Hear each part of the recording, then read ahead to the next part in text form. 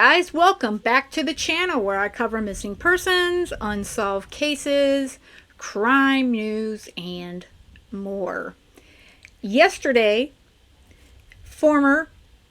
suspended Osceola County Sheriff Marcos Lopez was able to make his bond on his $1 million bail, and he was released.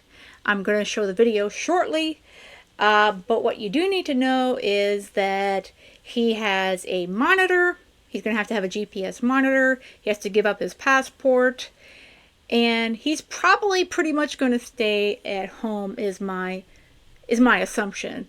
But here is the bit of a video. This is from WKMG. And you'll notice all of the reporters packed around the back door as Lopez emerges and is escorted by someone I assume is some sort of a bodyguard, and also I think that's his attorney, the brunette, to a waiting vehicle.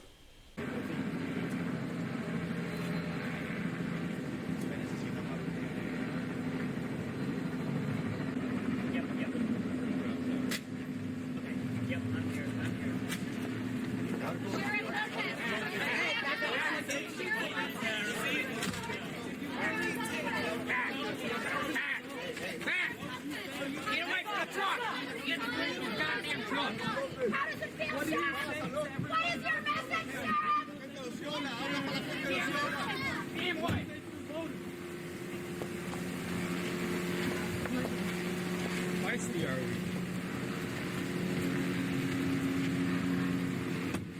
Wow, for someone who loved the spotlight when he was sheriff of Osceola County, he was doing everything he could to duck it, getting out of that jail. As you can see, he also hasn't shaved for about 3 weeks he's been in the Lake County facility. So yeah, he was definitely pushed through quite the media out there, and there were some words exchanged. If you guys listen, if you didn't hear, or you could back it up and listen. That one gentleman seemed like he was pretty forceful about keeping him out of Lopez's way. So at this point, like I said, he is on he's on bond, and he's probably pretty much going nowhere. What we do know is the investigation continues. His estranged wife, she's still in the Lake County facility waiting on her $400,000 her bond. So we'll see if she makes bond anytime in the near future.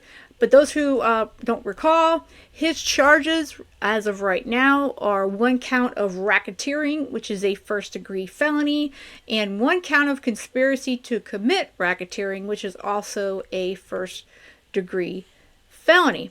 Now, his co-defendants, Marco Lopez's co-defendants, are Carol Coate, Sharon Frederick, and Sheldon Weatherholt. They were previously arrested and also on the racketeering and conspiracy charges, but they since made their bail, so they have been out for quite a bit of time, because obviously they didn't have a $1 million bond over their heads. But this whole entire illegal gambling operation, according to investigators, it dates all the way back to 2019, which is crazy. And he became sheriff of Osceola County in 2020. So yeah, he was definitely involved before he became the sheriff of Osceola County. And the organization that he is allegedly involved with generated over $21.6 million in illicit proceeds, according to the documents released in the affidavit. So they have still not arrested the 4th person, which I found out is not a male Asian, it's a female. So she is still in the wind, or however you want to call that. So she seems to be the only one so far that has been announced as a co-conspirator that has not been arrested. But again, I don't know if she is still in the States or if she's long gone. Now, there is some information on the actual, the alleged gambling house, which has since been closed due to this whole entire case. It was, before it became this whole casino gambling sort of thing, it was apparently called the Eclipse Social Club, and the facility is owned by Krishan Deokaran, and I'm probably saying his name wrong, but he is the owner of the now defunct Eclipse Social Club, which was an illegal casino operation in Florida. It had Las Vegas style slot machines, lottery games, all that sort of stuff, according to the affidavits and the federal prosecutors. He has not been named. This gentleman who's the owner, it has not been named of a person of interest or a suspect in the federal racketeering case, and he hasn't been arrested or charged with anything, at least up till this point. But that doesn't mean, there won't be something coming. He does, however, have his own problems. There is a civil RICO forfeiture case stemming from an investigation by the Metropolitan, if I could say that, Metropolitan Bureau of Investigations. They actually seized over $1 million across 2 different jurisdictions, and they stated that DeCaron engaged in a pattern of racketeering activity, which involved the operating of a gambling house, and he conducted illegal lottery, unlawfully possessed coin operating devices, all that sort of stuff. The Metropolitan Bureau of Investigations, or MBI, their job is to dismantle criminal organizations that impact Central Florida. And obviously they have struck gold when it comes to this particular racketeering investigation. Now, his name was mentioned during the bond hearing for the estranged wife of Marcos Lopez during Robin Lopez's bond hearing.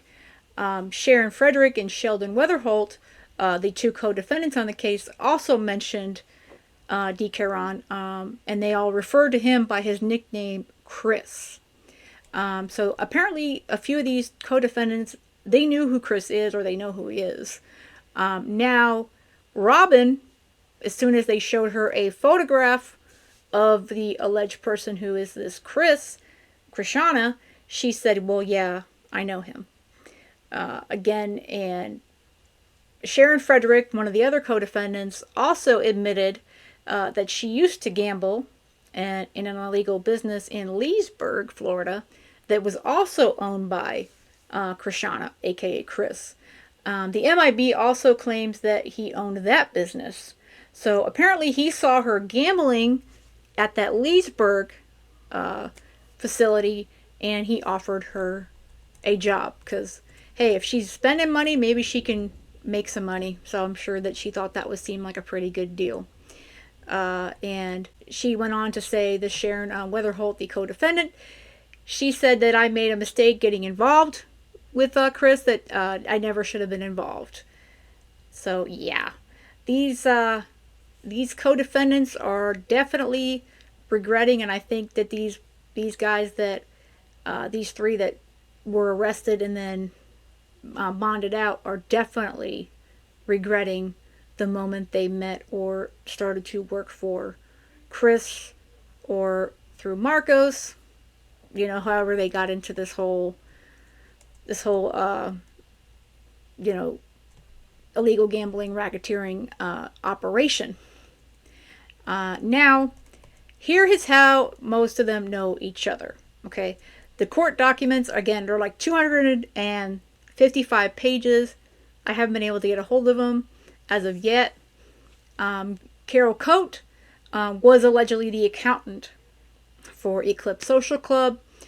Sharon Frederick was allegedly managing the bills and bank accounts for 3 clubs owned by Krishana, aka Chris.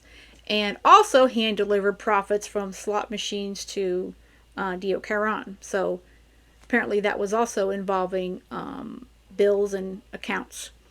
Sheldon Weatherholt, he allegedly went into business with D. Caron, creating the LLCs for the clubs to open. And Robin Lopez, she allegedly helped transfer money from the co-conspirators to her now estranged husband, Marcos Lopez. And then at the top of that is Marcos Lopez, who is alleged to have benefited from the business, failing to report the illegal operation while the sheriff, and he allegedly tried to thwart the federal government's investigation. So there's a lot going on in this case, for sure. And I think it's just beginning. I think there's going to be a lot more coming down the pike and crumbling.